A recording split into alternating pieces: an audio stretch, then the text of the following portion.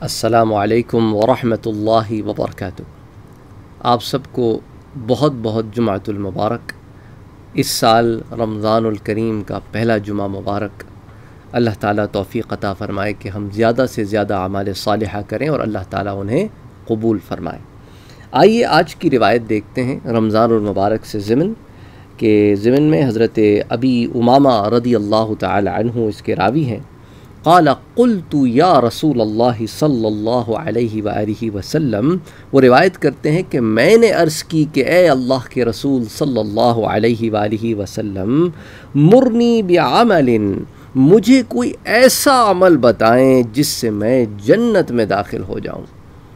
تو حضور اکرم صلی اللہ علیہ وآلہ وسلم نے ارشاد فرمایا، علیک بالصوم فإنہ لا عدل لہ، تو آپ نے فرمایا روزہ رکھو، اس کے برابر کوئی عمل نہیں۔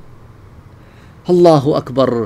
قلت، تو فرماتے ہیں میں نے پھر عرض کی کہ یا رسول اللہ صلی اللہ علیہ وسلم، مرنی بعمل، اے اللہ کے رسول صلی اللہ علیہ وآلہ وسلم مجھے کوئی اور عمل بھی بتائیں۔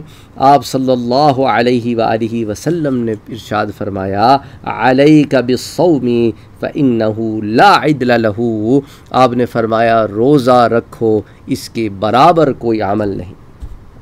اس روایت کو کئی کتب حدیث میں روایت کیا گیا ہے، درجہ صحیح کی یہ روایت ہے۔ اسے امام نسائی نے السنن میں روایت کیا ہے، کتاب الصیام میں۔ اسی طرح اس کو السنن الکبریٰ میں بھی امام نسائی لے کے آتے ہیں، آپ کی 1 سے زائد حدیث کی کتابیں ہیں۔ اسی طرح امام احمد ابن حنبل نے المسند میں سے روایت کیا ہے۔ اسی طرح ابن خزیمہ نے اس کو الصحیح میں روایت کیا ہے۔ اسی طرح ابن حبان نے بھی اس کو الصحیح میں روایت کیا ہے، اور اسی طرح امام حاکم نے اسے المستدرک میں روایت کیا ہے۔ امام بیہقی نے شعب الایمان میں روایت کیا ہے۔ تو جیسا میں نے آپ سے پہلے عرض کیا کہ بخاری شریف اور مسلم شریف کے علاوہ بھی درجہ صحیح کی کتب حدیث موجود ہیں، جن میں سے 2 کے حوالے اس روایت کے ضمن میں بھی آتے ہیں، صحیح ابن خزیمہ اور صحیح ابن حبان۔ اچھا، درجہ صحیح کی جو روایات ہوتی ہیں نا، ان کے بھی پھر 7 مدارج ہوتے ہیں، جس پر میں آپ سے پہلے بھی بات کر چکا ہوں۔ تو ان میں سے ایک حدیث تو وہ ہوتی ہے جو بخاری میں آئے، ایک وہ ہوتی ہے جو مسلم میں آئے، ایک متفق علیہ جو دونوں میں آئے، ایک وہ ہوتی ہے جو بخاری میں آئے نہ مسلم میں آئے پر دونوں کی شرائط پر لی جائے۔ اسی طرح ایک ہوتی ہے جو بخاری کی شرط پہ لی جائے لیکن بخاری میں نہ آئے، ایک ہوتی ہے جو مسلم کی شرط میں لی جائے جو مسلم میں نہ آئے، اور اسی طرح ایک 7ویں کیٹیگری ہوتی ہے جو درجہ صحیح کی روایت ہوتی ہے، جو نہ بخاری میں ہو نہ مسلم میں ہو نہ دونوں کی شرائط پر ہو، بلکہ محدث نے خود ان کی شرائط بنائی ہوں درجہ صحیح کی، اور پھر ان شرائط پر اس حدیث کو لیا ہو۔ تو یہ 7 درجہ صحیح احادیث کی 7 کیٹیگریز ہوتی ہیں۔ بہرحال اب اس روایت میں اگر آپ غور کریں تو روزے کی اہمیت بھی ہے کہ جنت میں جانے کا یہ عمل ہے، جنت کی طرف لے جانے والے راستے والا یہ عمل ہے۔ اس کی وجہ کیا ہے؟ بھئی اس طرح تو اور اعمال صالحہ کے بارے میں بھی احادیث مبارکہ آتی ہیں، تو یہاں روزے کی اہمیت ایسے کیسے کہ حضور نے اتنی جامع بات فرمائی کہ روزہ رکھو، اس کے برابر کوئی عمل نہیں، کیونکہ روزہ تمام اعمال کو شامل ہے۔ دیکھیں نا، روزے دار کا روزہ ناقص ہے اگر نماز کی پابندی نہیں کرتا، اگر وہ نمازیں چھوڑ کے روزہ رکھتا ہے، اسی طرح گناہ کے کام چھوڑتا نہیں ہے اور روزہ ہے، تو اللہ تعالیٰ کے نزدیک وہ صرف بھوک سے ہے، بھوکا پیاسا رہ رہا ہے بس۔ تو اس لیے روزے کی روح کو پانے کے لیے گناہوں کو چھوڑنا پڑے گا، نیکیوں کے راستے کو اختیار کرنا پڑے گا، گناہوں کے راستے کو چھوڑنا پڑے گا، نیکیوں کی زیادتی کو اختیار کرنا پڑے گا۔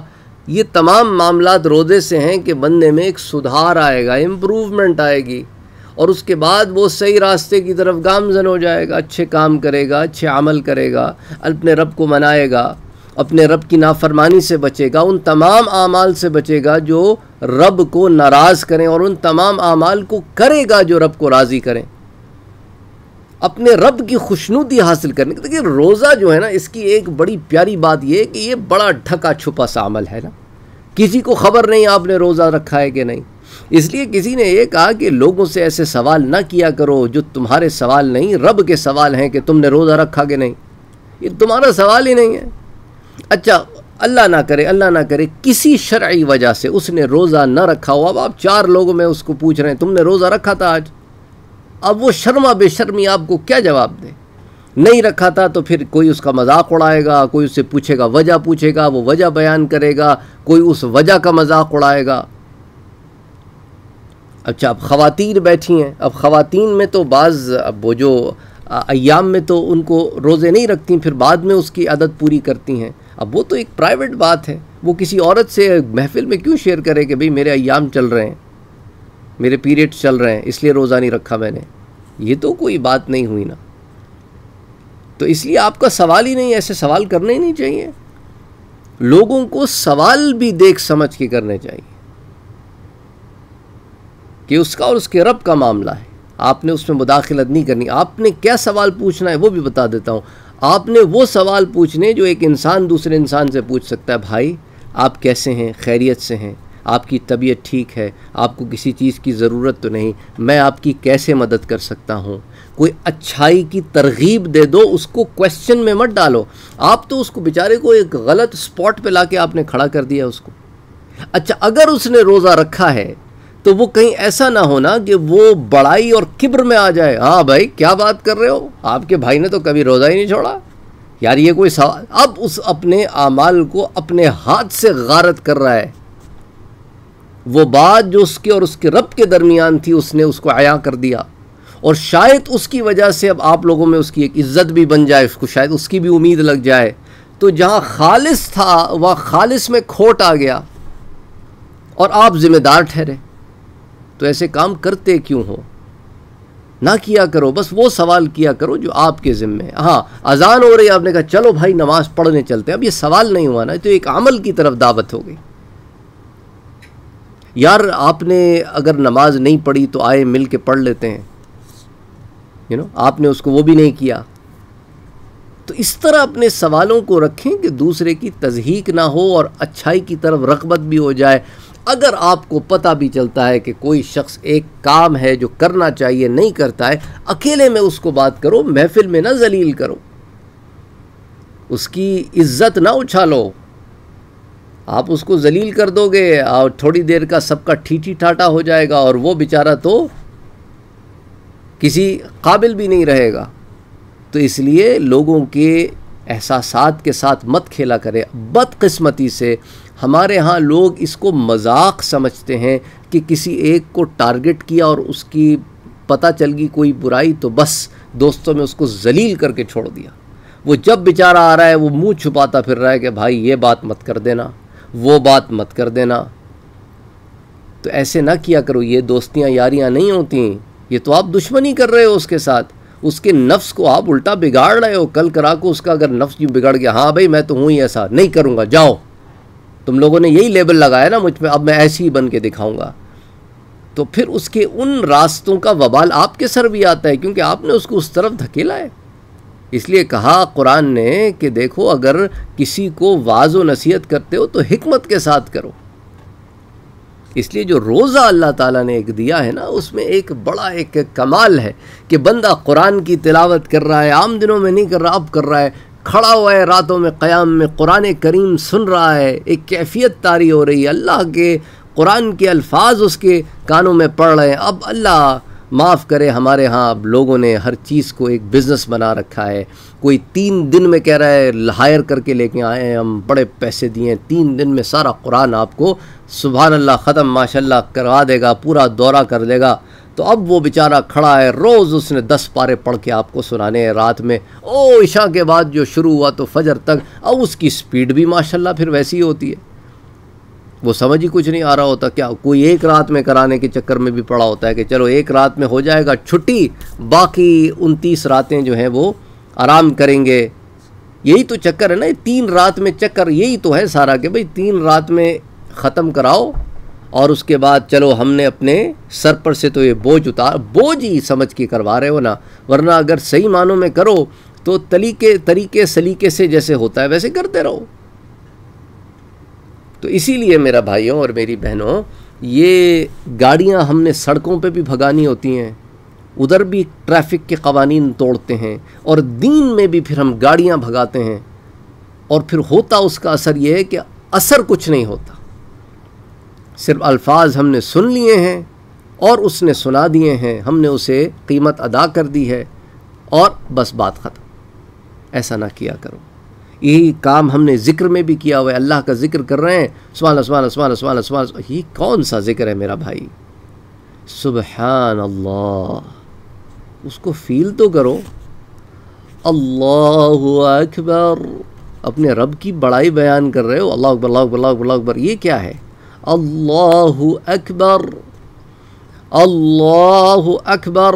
اب جب 33 دفعہ یوں پڑھو گے نا اللہ اکبر، پھر دیکھو تمہارے دل کی کیفیت کیسے بدلتی ہے۔ جب کہو گے نا اسی طرح الحمدللہ، میرے رب کا بڑا احسان ہے مجھ پر، ساری تعریفیں اس رب کے لیے ہیں جس نے مجھے اتنا نوازا، میں اس قابل تو نہ تھا۔ تو اب ذکر بھی کرو گے اور آنکھوں سے آنسو بھی بہیں گے اور دل کی کیفیت بھی بدل جائے گی۔ اپنے رب کو اس طرح یاد کر کے تو دیکھو جس طرح اسے یاد کرنے کا حق ہے، کر کے تو دیکھو، کر کے تو دیکھو، پھر تم چاہو گے کہ بس اس کا ذکر یوں ہی ہوا کرے۔ پھر کوئی اس طرح جلدی کرے گا تو تم کہے گا بھائی کیا کر رہے ہو یار، کیا کر رہے ہو، کدھر جانا ہے تم نے؟ اس رب کی زمین میں ہی تو جانا ہے نا واپس، اس اپنے اس رب نے جو تم پہ فضل کیا ہے اسے تلاش کرنے جانا ہے، اس کی زمین پر، اس کے بندے ہو، اس کا ذکر تو صحیح کرو، تھوڑا کرو پر صحیح کرو، یہ گاڑیاں تو نہ بھگاؤ۔ پھر تو جب تم نماز سے فارغ ہو کے نکلو گے اس کا ذکر کر کے، اس کی زمین میں فضل تلاش کرنے کے لیے اپنے رب کا، تو پھر ایک کیفیت ہوگی تم پہ بندے والی، پھر تم اس کا بندہ بن کے نکلو گے۔ پھر جو اس کا بندہ بن کے نکلتا ہے نا، اللہ اکبر اللہ اکبر اللہ اکبر، اس کو یہ زبان نہیں بیان کر سکتی، وہ کیفیت آپ محسوس کر سکتے ہیں، اسے میرے جیسا عاجز آدمی جس کے پاس نہ الفاظ کے ذخیرے ہیں نہ کچھ ہے، وہ تو بیان نہیں کر سکتا۔ تو بہرحال آپ کے چند منٹ میں نے لے لیے، لیکن مقصد یہ تھا کہ میرے بھائیوں اور میرے بہنوں، میرے عزیزوں، اللہ تعالیٰ سے جڑ جاؤ، گناہوں سے توبہ کرو، یہی مہینہ ہے، اپنے رب کو منا لو، روز کے آگے گڑ گڑاؤ اس کے آگے کہ باری تعالیٰ سارا سال ہم گناہ کرتے تھے، ہمیں معافی دے دے، ہمیں معافی دے دے اور ہمیں استقامت دے دے کہ ہم اب ان گناہوں کی طرف واپس نہ پلٹیں۔ اپنے رب کے آگے عاجزی اور انکساری کرو، کسی اور کے آگے نہیں کرنی پڑے گی۔ وہ ایک سجدہ جسے تو گرا سمجھتا ہے، 1000 سجدوں سے دیتا ہے آدمی کو نجات۔ السلام علیکم ورحمۃ اللہ وبرکاتہ۔